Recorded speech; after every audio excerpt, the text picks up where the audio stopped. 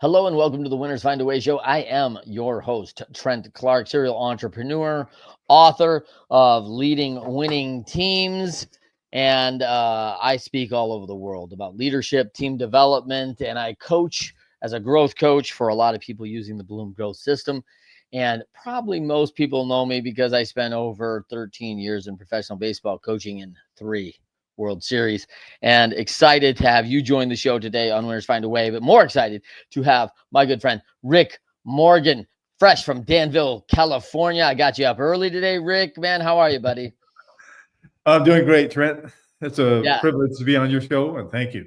Yeah, this is the franchise consultant and transition mentor, Rick Morgan. Now, Rick has done a ton of work with people. And Rick, you and I have probably heard this forever from people like, man, if I just own my own business, I'm tired of working for corporate America. I'm tired of doing it. As an entrepreneur, I've been out here, man, so long. And when I'm working with executive teams, I get pulled aside probably at least twice a month.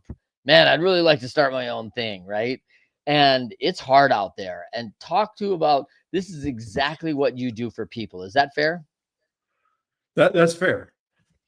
I may come in contact with individuals who, yeah, you're right. They've done all they can in corporate. They know that Yep. they're not going to get to the next level, or they're going to be forced out, and they are thinking about becoming an entrepreneur, owning a business, and franchising could be a good starting point for them. Yes. So that's go ahead. Yeah, I think that's great. I've got a good story to show you why I went into franchising once upon a time. And I definitely want to talk a little bit about that. But first, let's have these folks meet you. Tell them where they can find you, Rick.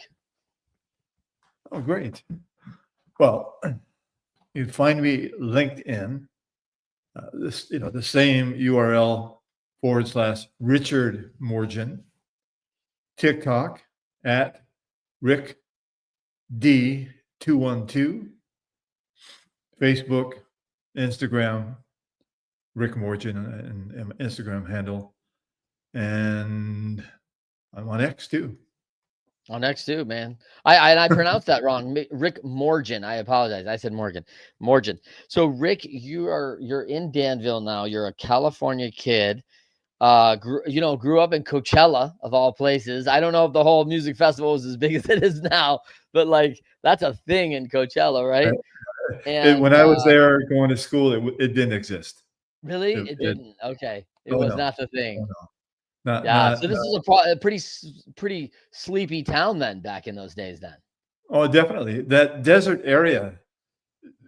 Really, almost every business would close from end of May to the early October, just shut down. Yeah. So And hot. there'd be a handful open. There were major grocery stores if they were there and stuff like Yeah. that. But that's changed. Yeah. It is a 24/7 place now. The high desert of California. People don't understand this desert area in California. It's significant, Rick. I mean, this is not uncommon to see the 115s of the world. I mean, it can get smoking out there. Is that fair? Oh yeah, oh yeah. I had a friend take a picture of his car temperature, 118.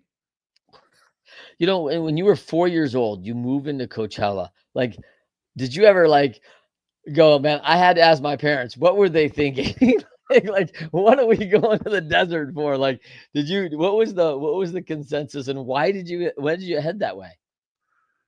Well, my father was part of his father-in-law's, my grandfather's agricultural business, and Yeah. then we had opened up growing operations down there.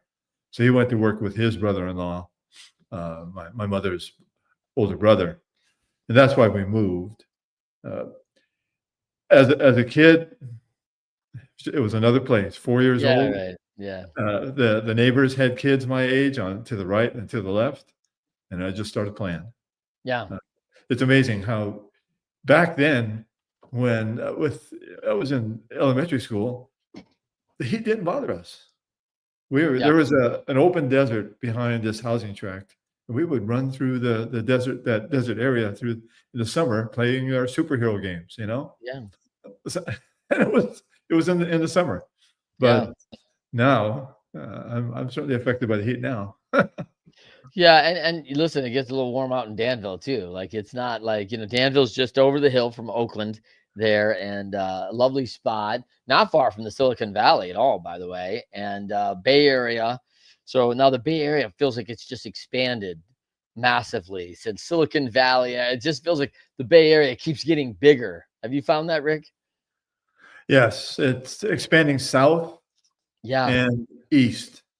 Yes. There are, well, it's really almost one development from Livermore all the way to Tracy and Stockton. There's Yeah. very little space in between. And soon, when you go past Gilroy, I mean, I imagine that could be developed. There's a lot of agricultural land that may have to disappear, but if that happens, I'm not predicting that. But Yeah. yes, it is expanding south and east, definitely. Well, one thing that most people don't know about Rick here is you're an avid tennis guy. Like you love it. You've been in the USTA, you've captained, you're playing. And I always hear, and I'm a tennis player, right? I played in college. Tennis is a sport of a lifetime. They've been preaching that since I was 10 years old. And you're living proof, man. I mean, you're still out there on the courts and loving it. Is that fair? Oh, that is fair. Yeah. I don't know if I could. I guess I would have to break a leg to quit. Yeah. And truthfully, I stick with tennis. I haven't played pickleball yet. I'm going to stick Okay. with tennis. You're the holdout. Okay, good. I am a holdout. I do stop and watch and find it interesting. Yeah. And I played Saturday, Monday, Tuesday. I did a separate workout yesterday. I'll play Saturday again. Yeah. So multiple times a week. Our combo season is starting, and like a dummy, I've joined 3 teams. Yeah, Two of course. different combos and a mixed doubles. Yeah, So nice. I'll get my fill. Can't get enough. That's good. I mean, it's a fabric of the social life now. Like this is Yeah. what you do to recreate. This is where you meet people. It's fabulous. Okay, so long time married, 3 grown children now. Very cool. Let's talk about how you got into this. How did you get into the whole game of franchising and helping people transition and understanding this big life change? I'll go back to the early 2000s. I had been with the Joseph E. Seagram and Sons, the beverage alcohol company, for a number of years. And when that beverage division was sold, the brands were kept and the people were disposed, at least the division I was with. I had thought about doing something different, owning a business at that point, but it was kind of in the back of my mind. I wasn't mentally ready. So let's fast forward to 2015, or 2000, end of 2014 and 15. There was a shift and I was displaced again. I was working for Constellation Brands. And now the thought was at the front of my brain. And okay, but no idea where to start, what to look at, what to do. I had been exposed throughout my career to the different departments. So everything was a daily challenge, something Yep. different every day. And I actually went to a network meeting for finance executives and met a woman who left her finance career, got into this franchise consulting thing. And when she did her elevator pitch, kind of a light bulb went off. I got to check this out. And 2-3 months later, I left the W-2 world into owning my own consulting business. I'm part of a larger organization now. I have been for the past 9 years. And I do what I have to do every day to continue to move my business forward. And it's been actually about 10 years since I left that W-2 world. Yeah. One of the things that do you feel like a lot of people leave the W-2 world after events like yours? They're like, man, I've given a lot of years, I've done a lot of training, I've contributed to these organizations, and there's no loyalty, right? Like just like that, something changes, something gets sold, and it's tough. I have a couple friends who have written books about being a 50 something and being displaced from a company, and like, you're not hireable because you got too much experience to come in on an entry level. And then, you don't have enough experience for us to be an expert in our category. So you're gapped out where you're going to have to go do something else. That's exactly right. It was, when I think back, I would just get interviews. That wasn't the issue. I would get second and third ones, but then I would get the call of thank you, but, Yeah. and it just wasn't happening. It was like, I liken it to an aging athlete who can never get to the finals, or Yeah. what is a 300 hitter who goes down to 220, and now you realize, okay, it's time to change this paradigm. And I was just fortunate that timing was right. I met the person who led me to what I do today and love what I do. So that's, and if I think back, it was just, you can research it to death, but you just got to say, okay, I'm going to jump from one ledge to the other and I'm going to make it. Yeah. And you figure it out. Yeah, that's right. I think it's figured out, right? It's there's a lot of things that, that is entrepreneurship, 100 level. You are always going to have to figure things out. Like, and I think this is one of the things that I didn't see in like YouTube early. YouTube, everyone's watching a video and, oh, this is cute, and the grandkid with the ball, and it's funny, and then you really started searching YouTube for instructional things. And it was like, whoa, there's a ton of content here about how to figure stuff out, how to change my oil on the car. Where is my air filter, my inner cabin air filter on my car? Like, all these things, like, I don't even know where that's at. And I don't want to go through a manual, but I can click up YouTube, and in 2 minutes, I've got it solved. And I'm watching a 3-minute video on how to change this thing, right? And I miss that, because that is the entrepreneurship world. And my story of why I got into franchising was I had started 2 businesses. The first one, I started a private training business. I had trained all these athletes, and I was all excited about, building this company up. And the challenge I had was, I learned very quickly there's only so many hours I could work in a week. I wasn't training other people. I wasn't scaling in any way. And so I ran out of time, and I can't take on more clients. So I'm just billing for time, right? So that didn't end well. And then the second one I did, I had this really great business where I was training. Because I was working with athletes and I was in the major leagues, a lot of athletes found out that I could get equipment for them and design their gyms for home. And my father was an accountant. So while they were W-2 employees, I would say, hey, listen, you can take that $100,000 that you're going to invest in your home, and you can write that off as part of your business, because this is your job as a pro athlete, right? This is part of your write-off of improving your skill set to be able to perform in your job. And so the athletes were blown away by that. Like, wait a minute, it's against my taxes? Like, yes, if you have $500,000 in taxes, you now only owe $400 because you have taken that $100,000 and put it into your gym. And they were like, done. It was the easiest sell. It was a great sale, right?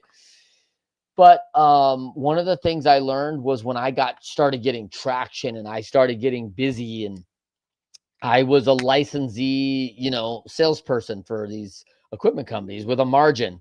And they were like, we got our own internal salespeople. We could just go to Trent's clients and just sell them direct and cut Trent out.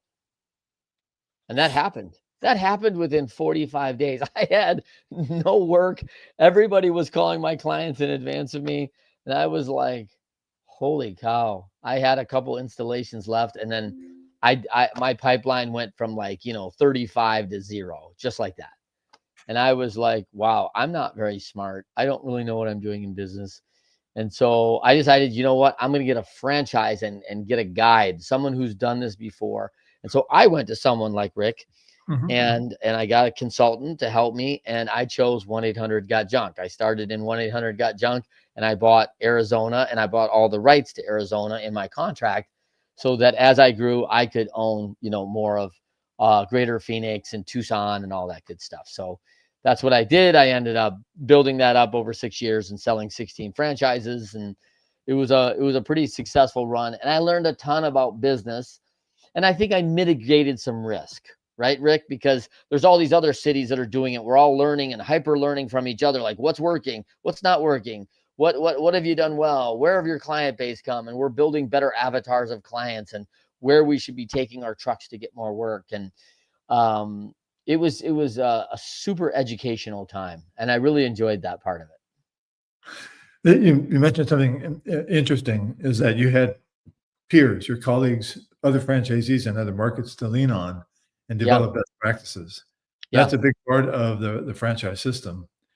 Many franchisors will have, I guess, a franchisee board, and who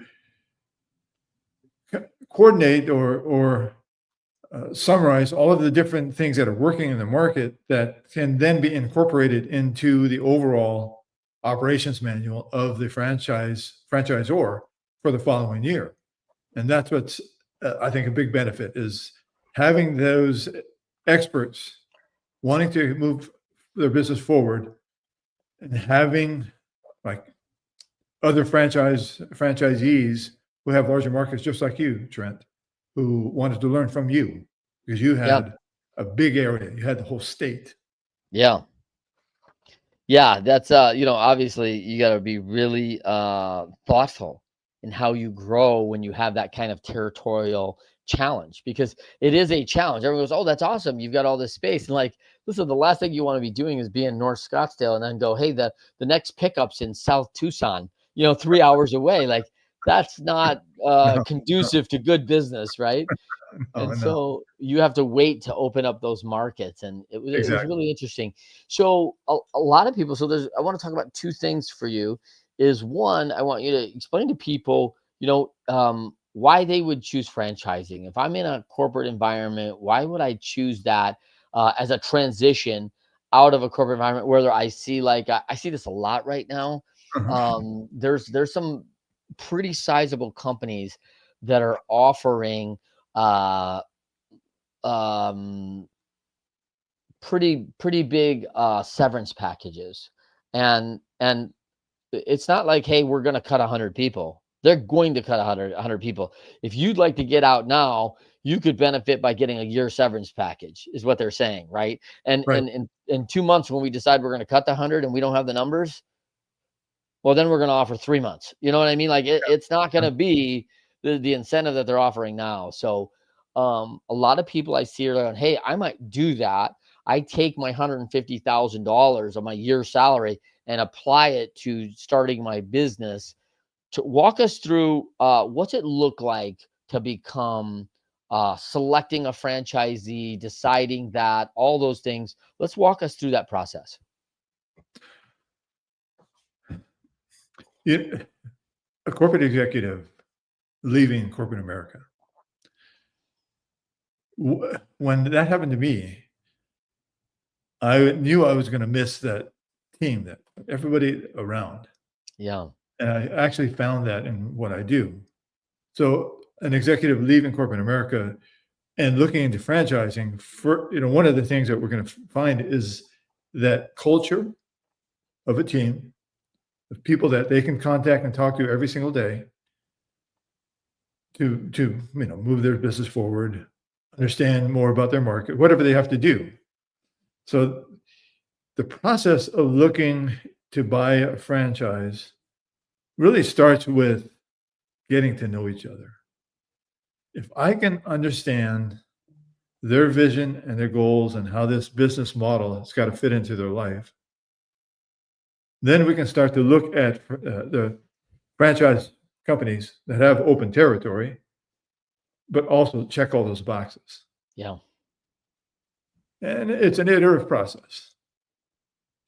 Phone call, they complete a franchise questionnaire, a consultation, build a business model, write it up, send it, then start to talk about the franchises that match those objectives and those goals. Find 1, 2, or 3 we want to investigate, introduce them. Now, together we work through the franchisor's process of getting all the questions answered, but understanding how they're going to be supported, how they're going to be trained, how the link between corporate and the franchisees' marketing plans will interact. All of those things, and even to getting to the point of meeting the entire company, all the leadership of the company. And in this process, they're never obligated, they're never really bound to Yeah. do anything. My role is to make sure there's value and that they do get all the questions answers, and they trust the franchisor, that they know how they trust their vision and they know what they're talking about, and vice versa for the candidate. The candidate's got to be the best one to grow that market. And then at the end, if it's everything aligns and it's a go, congrats. And if it's not, well, let's not force you to do it. Yeah, that's a business marriage, right? I mean, we're getting into this relationship, and we call it a business marriage a lot in entrepreneurship, right?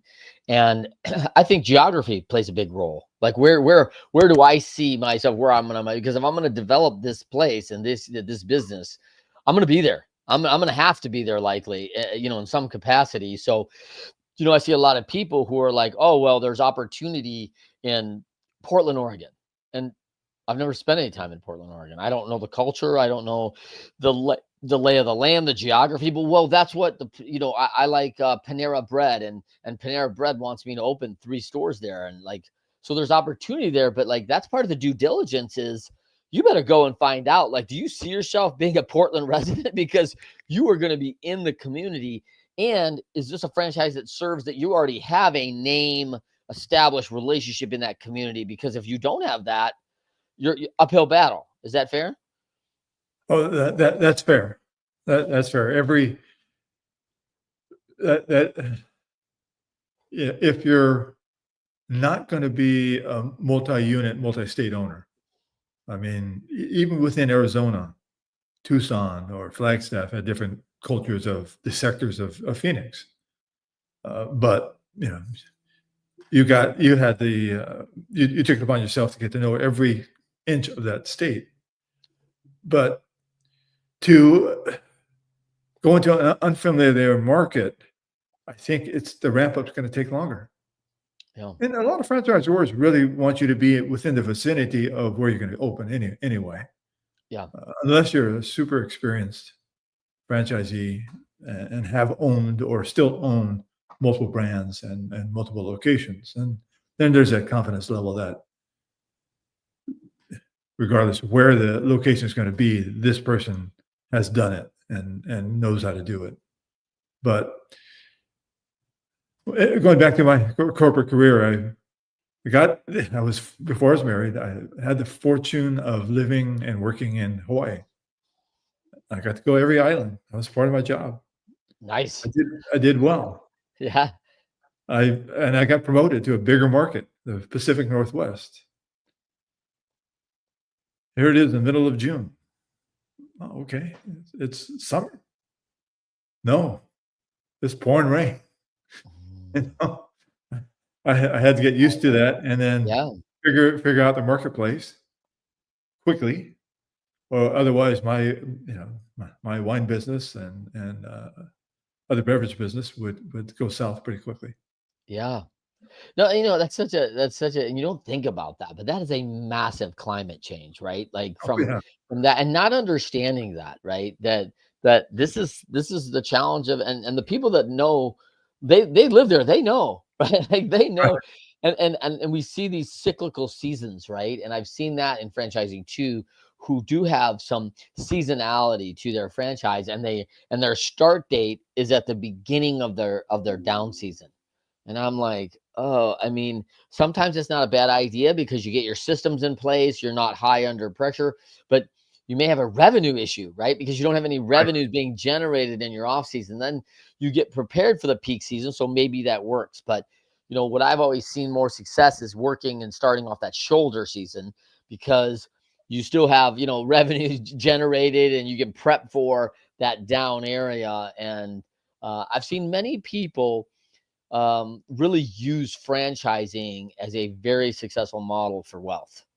And do you have a lot of clients who are coming in with you the first time and then they're just like, hey, they're hooked, they want to buy 10, 20, 100 more. Do you see that a lot? I experience that. Yes, it happens. There are more players who are looking to build that empire, but then there's also the smaller player who's going to start with one, and as long as territory is available, go to 2, 3, and maybe even more over a 5-year period, let's say. Yeah. I always found this interesting, and as a I don't know what you want to call it, as an entrepreneur, I've seen and had this conversation, and I battled it myself about, well, real entrepreneurs create their own value. Like as a franchisee, you are buying a system, right? You're buying a system, you're buying an idea, you're in agreement and alignment with that system, but it's not yours. Like you didn't come up with it, right? So Right. it's my authentic entrepreneur is like, is my idea and I came up with it and I built it from the ground up. And I got to tell you, building from the ground up is exhausting, right, Rick? I mean, it's exhausting. I feel like franchising is like playing the game and starting with a double. Like I just start from second base, because there's so much work to get to second base. Like it's a lot of work, and people underestimate as a startup what it takes. And this has all been taken from you because they've already done the heavy lifting to get you to second base. Is that fair? That's definitely fair. And then many times I'll take my clients through the exercise of starting from the ground up, starting at second base, Yeah. and having them understand why you're going to start from second base and the time and money it would take to start from Yeah. on your own. Yeah. Could be the same concept, a similar Yeah. concept, but doing it by yourself. And it really isn't a comparison. It's going to be a Yeah. lot more time and a lot more Oh, money yeah. to get to that same second base, because that franchisor has, before they started franchising, they made a ton of mistakes, and they've worked that in those Yeah. corrections into the system, Yes. and they've perfected processes. They've got infrastructure to help the franchisee in marketing or supply chain or technology, operations, human resources.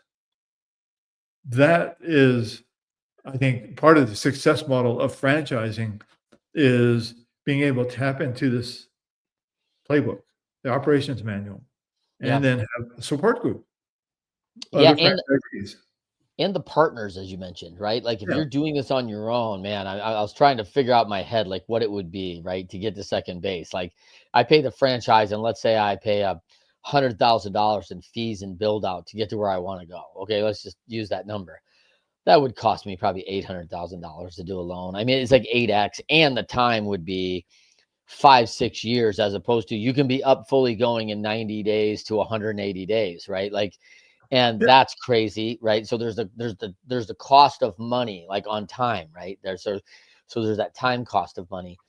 And I also think about even the vendor side of it, right? Like when I was in junk, like, hey, Ford or Isuzu, we had contracts. This is how they did it. We already had box manufacturers. It was pick up the phone and dial a number and order your boxes, not, hey, how do I get these boxes welded? Who could do that? Should I ship in the steel from China? Or I mean, think about all that you would have to do, right, to create those trucks and environments. And it was a lot. And so you really realize a lot has been done up to this point to get you off and running and start driving revenue.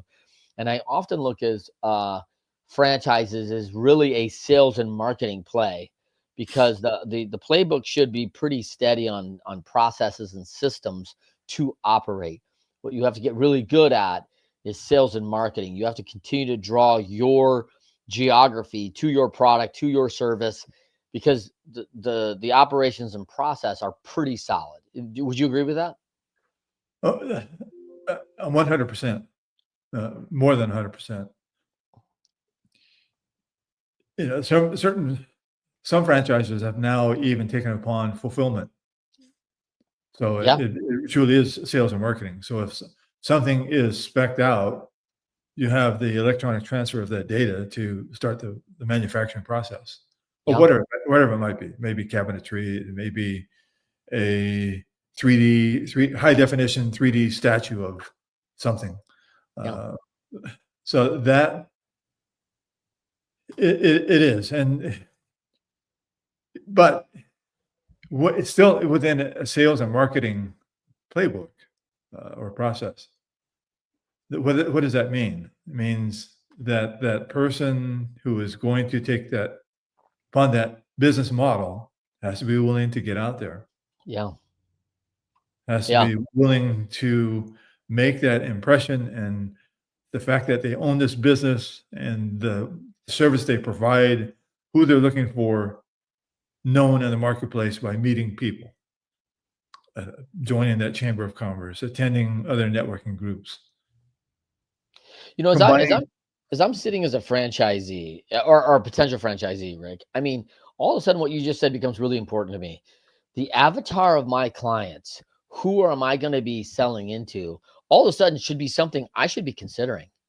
If I want to sell into you know, a automotive mechanical business, right? Like, hey, who are you going to be working with? You're going to be working with a lot of women. This is who's going to bring their car to you. You're going to be wrenching on these cars. Is it a surfacey cosmetic service, oil change, something simple, or is this more in depth? Like you're going to be changing transmissions or doing customs? Because if you're doing custom work for cars, okay, now all of a sudden you're dealing with a 17 to 24-year-old audience who wants custom cars, who wants custom exhaust, who wants all these things. Like, think about who you want to spend your time selling to, because if you say, oh, I've got great rapport with 40 to 55-year-old women, yeah, your oil change business is going to be incredible and you're going to do very well. They want simple, they want this, they want service, they want a smile, they want to feel treated and cared for.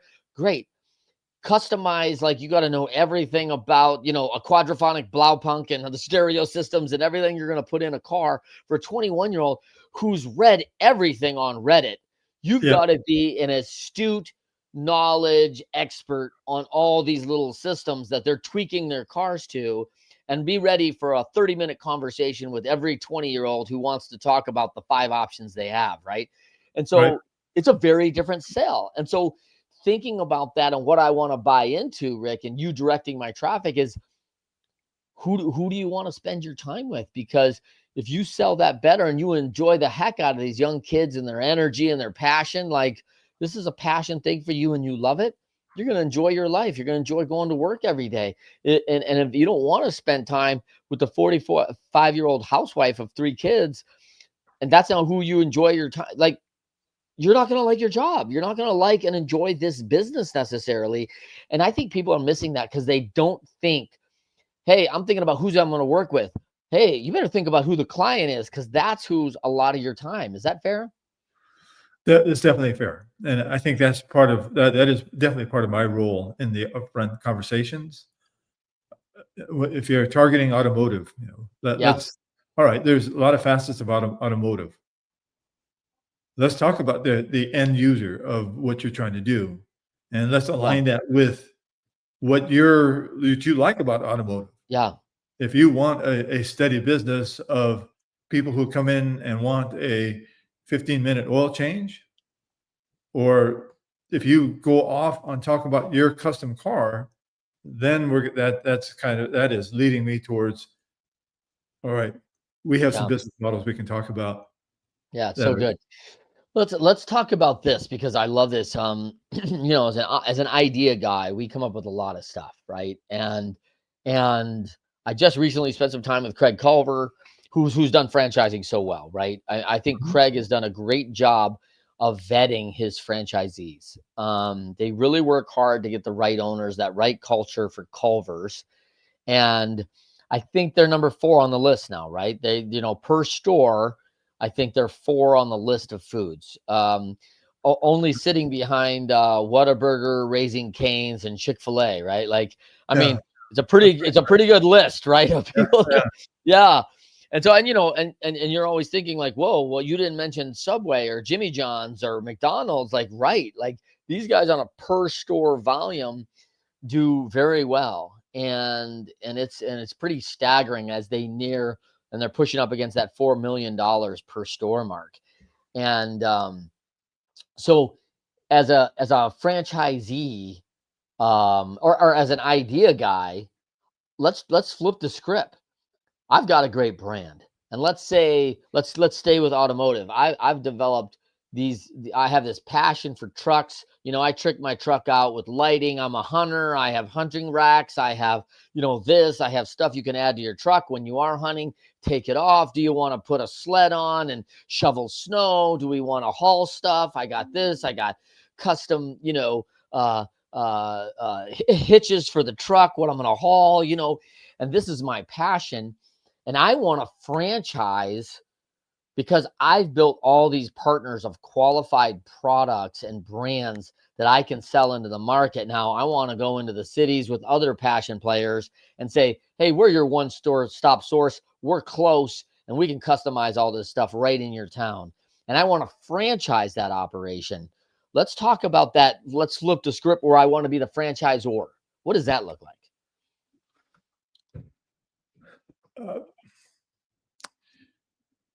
In a conversation with that owner who wants to create a franchise of customizing trucks for passion, sport, utility, that starts with that conversation. Now, where I'm a partner and consultant with the franchise consulting company, we've built this entire ecosystem to basically build it, grow it, scale it, and exit. So the starting point is I bring that business owner into a conversation with our first build it stage. And we have a subsidiary called Franchise Genesis. Yeah. In that three-way conversation, we're helping that business owner understand the process of becoming a franchise, getting that FDD done, getting your operations and your training manuals done, working out marketing strategies to create a flexible franchise system that's simple. Now, it could be different in the Northeast. That could be different in San Diego. But there are components that, because the San Diego franchisee of this custom truck company isn't going to need a snowplow. So you got to, have that flexibility of adapting to that marketplace. So they go to understand the process, understand that by agreeing to become a client, you'll get these different components done. FDD, operations, training, marketing materials, marketing strategies. Then we come to launching the franchise, and that's where we can bring them into the inventory of the franchise consulting company. Yeah. Expose the business model to all the consultants. There's 180 or so offices, and we're a global organization. Now we can move them into the marketing assets to increase the awareness of the franchise and find qualified candidates. That's a pretty hyper sales force to ramp up in a very quick time, right? And that's pretty cool. Like, and this is one of the biggest challenges of a franchisor. Like, hey, where do I find franchisees, right? People that also have the same passion. So I love that. I welcome Matthew Cox to the show here as a fellow growth coach, TEDx speaker, and along with Rick, a leading consultant. One of the things that we've had a bunch of success in, Rick, is putting that Bloom growth system over franchisees and helping them develop their leadership team in a very holistic way in their operation. So they already have process and system, and now it's really helping them scale that business, because our concept is we just create a bunch of value very rapidly through the system, increased communication, increased execution. And the people love us because what happens is they're like, well, now that I figured this out, I should have 7 or 8 franchises, because I could do that. When they get to 7 or 8, they're like, I could have like 80. Like, I could keep reproducing this system again and again and again. And I have learned that my franchises can be successful without me actually there. I've hired, my general manager oversee 2 or 3 shops or whatever, and we're training them up and we're scaling, and they really have dialed that in and figured it out. And that Bloom Growth System has been huge. And you know, I've spent a lot of time in Chicago with the Jimmy Johns, you know, of course with Jimmy Leotoll Jr. and what a great brand. He started out of the University of Illinois. And you see like people now who own like 50, 150 franchises of stores. And then they're seeing that like it's a great model to stay in your lane, do what you know, and really build a lot of wealth as a partner inside the system.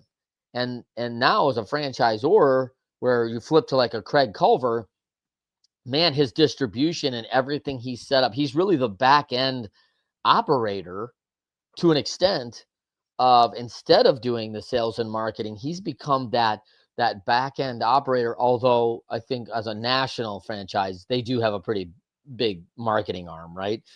Yeah. Oh, yeah. Yeah, but it's amazing. You know, I really look at that franchisor as kind of the leader of quality control. Do you see that the same? Definitely.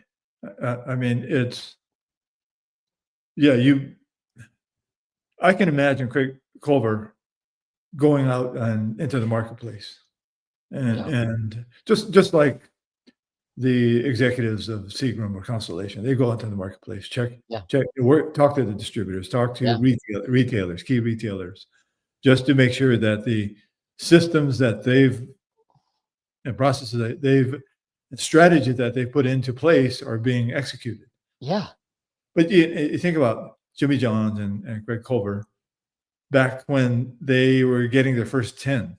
yeah, I imagine they were extremely careful because they were probably experienced in franchising, but the first 10 start that hockey stick, that explosion of franchisees, because they're the greatest validators. yeah.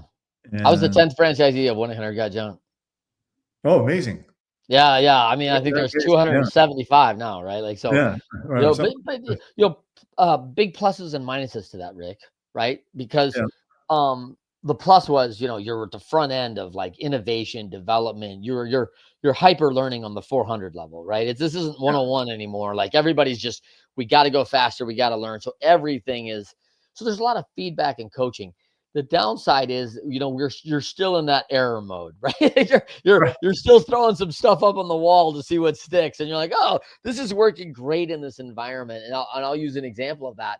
Um, you know, the fastest franchises to big success in junk were the Bay Area, San Francisco, and Toronto, and like where you have a lot of people that live in a very dense population, because these trucks are rolling through and they're billboards, right? The 1-800 Got Yeah. Junk is a moving billboard. And so it's like, oh my gosh, I see your trucks everywhere. It's the same truck. like it's the same truck. It's only moving in a 16 block radius because it's so busy with all this work, you know, in this very distinct neighborhood, that because you have what, you know, 170 high rises with over X amount of hundreds of people in each, or thousands of people in each location. So your days are, oh, service elevator, boom, boom, boom. I'm just rolling. And they're like, oh my gosh, I see your trucks everywhere. And then compare that to like those sprawling cities, like the way Nashville's become, and Mhm. Austin's now become that. Phoenix is, I mean, Phoenix, I think, is like 100 square miles. Like, it's crazy. Like, you know, you could be in the Northwest to the Southeast, and that might be, you know, Take a 2 hour drive on a bad day, right? Like, it's not. And still I within mean, the city limits. yeah, the Bay Area has become that too, because if you're sitting up in, you know, north, like Marin County, and then they're like, oh, just got to run out to Danville. Well, at 3 o'clock in the afternoon, what kind of drive is that? Like, that could Yeah, you're gonna be, struggle. Yeah. yeah, that could be 2.5 hours out there. Like, Oh, yeah. so it's one of these logistical things that you're like, whoa, what are we getting into? And so then you see all this, like, wow, these dense populations were really going fast.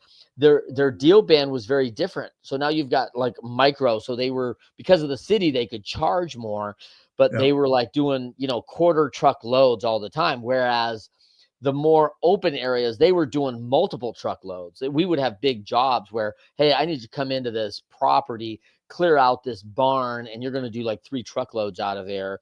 And, half a truckload, the average was like a 3/4 truckload compared to an urban environment where it's more volume, smaller deal band, but rapid fire. You're just rolling jobs all the time. And so it really built that momentum for call center and booking things. And so you're seeing like we're learning, wow, different environments have different challenges and different models.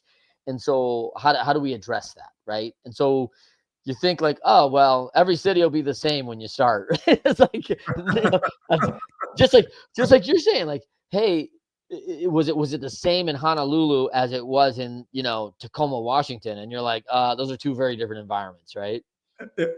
Exactly. Exactly. And so going back to finding the right candidate, and in that first phase of getting the first 10, then to 50, yeah, you're going to look for somebody who really understands that particular marketplace. Yeah. I think that's the best way of going about it, because within a marketplace, neighborhoods are different.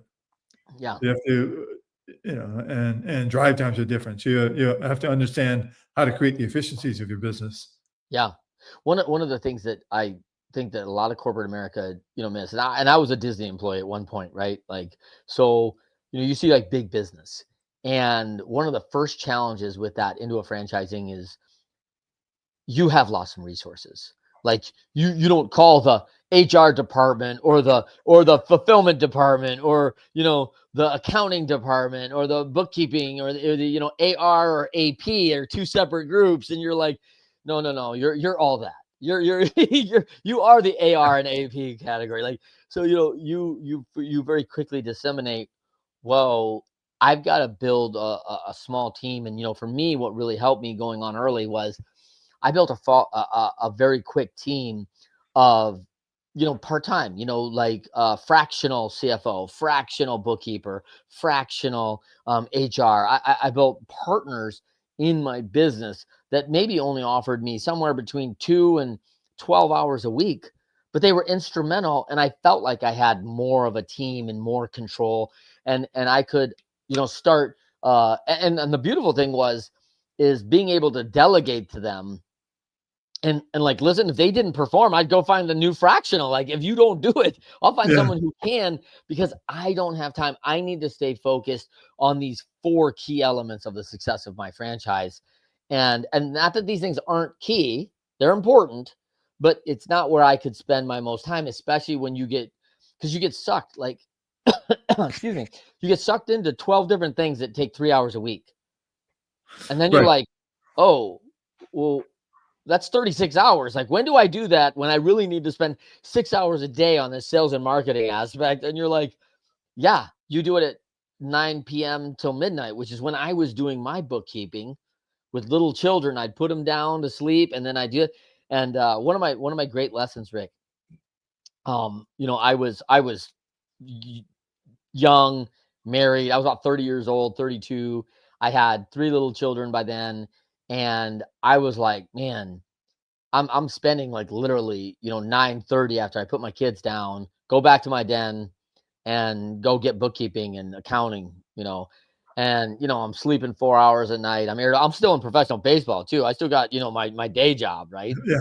And my wife's like, man, like, I thought we were going to be married. Like, who are you? And you're never here. Right. And I was like, yeah, this isn't great. And so I remember I hired this fractional bookkeeper, and she was from my church. And I sat down with her. I was like, I really need this. I hope this works out, praying about it. And she was like, and I had her come in on a Friday when I'm doing payroll.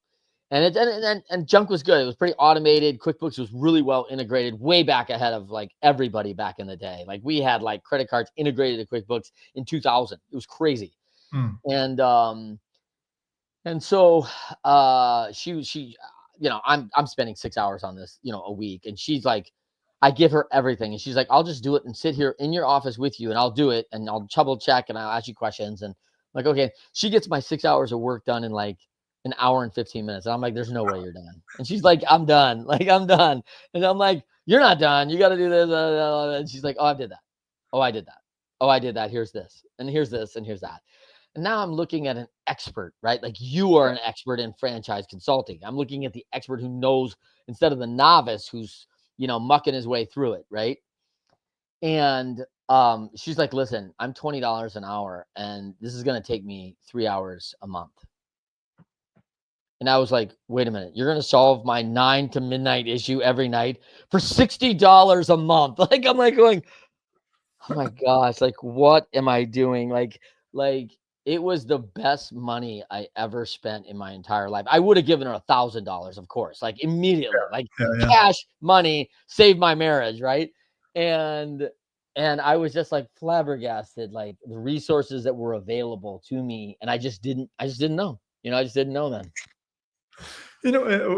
I like that story, but it could have gone a different way because Yeah. it just tells me that you were doing things right, not piecing them all together. Right. It was done well enough that she could come in and quickly say, Yeah. okay, I need to make these corrections, knew exactly what to do. And that's why she was able to do it in such a short period of time ahead of your expectations. And that's what I heard. So Well, it's yeah, I love that. And credit to I you.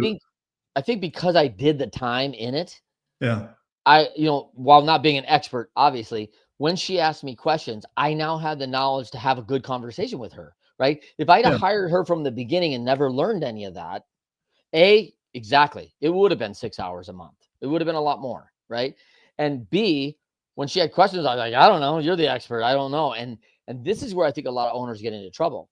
They're like, well, I don't really know the numbers and I don't really know the finances. And wow, are we missing like $75,000 a month? Because I don't know if that's right. Like, all of a sudden it's like, hey, yeah, man, like people are siphoning money off you and you don't even know it. And that happens a lot in my world, right? The Yeah. entrepreneurship, you've Oh, seen yeah. this, right? And Yeah. it's like, yeah, I've got an owner who just doesn't know, and I don't think they're going to miss this little, $3,500 a week.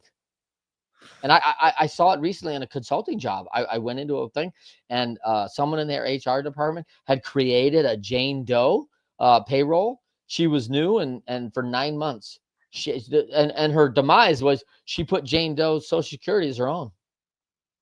Oh, wow. Okay. Paid Jane Doe $70,000 over 9 months, and no one knew. Yeah. Yeah. And I'm like, oh my gosh, like it's just crazy, right? It's Yeah. crazy what people are trying to do. So yeah, a lot of lessons there, man, Rick. So let's Yeah. finish with this. Rick, tell them again where they can find you. Well, you can go to the franchiseconsultingcompany.com. My LinkedIn handle is Richard Morgan, the common URL /Richard Morgan. Yeah, you're the only one who comes up, by the way. So it's really good. Like you don't have a competitive market of like, Mike Jones, right? So that's good. Yeah. Yeah. I like TikTok. I use that you can find me there. I do some business there, but it's mostly personal, and that's Rick D212. I use that to chronicle my own cancer journey. Instagram, Facebook, you can find me in all of them. And Rick at the franchiseconsultingcompany.com. Even if you want to call me at 925-324-6371, I'm welcome. There you go. Right there. Rick just throwing his phone number right out there. Give him a call. Find out. You want to know about this. And listen, it doesn't cost you anything to learn more, right? Education, the first call, education's free. You want to get involved and get into education and find out more if this is something you really want to do. And for budding entrepreneurs who I know have been told, oh, it's easy. Start a website and you'll be a millionaire. Like, that's trash. First of all, the mainstream media has not given the challenge and the hardship of entrepreneurship the fair shake. It is challenging. And for a young person, I highly recommend somebody. I think it changed my trajectory in business by going and doing franchises. I was really hyper learning those 6 years and getting a lot of things that when I did start buying things on my own, knowing what to look for, seeing the holistic structure of that franchisor and how we did it and what was done right, man, that really changed a lot of things for me. So I highly encourage people to go and check it out and check out Rick and get there. For everybody else, thank you for joining us on Winners Find a Way. Thank you to my guest, Rick Morgan. who you can definitely check out at the franchisingconsultingcompany.com, and check out his TikTok where he chronicles his challenges, cancer, his life there, and why he does what he does. He's got a great story, and you're going to love that. So for everybody else, we'll see you next time, 10 a.m. Eastern, every Thursday on the Winners Find a Way show, 7 a.m. Pacific. And our full podcast drop every Friday morning. And so you can catch that on all the major networks, iHeart, Apple, all of them, Spotify. So check that out there. And until next time, winners, find a way.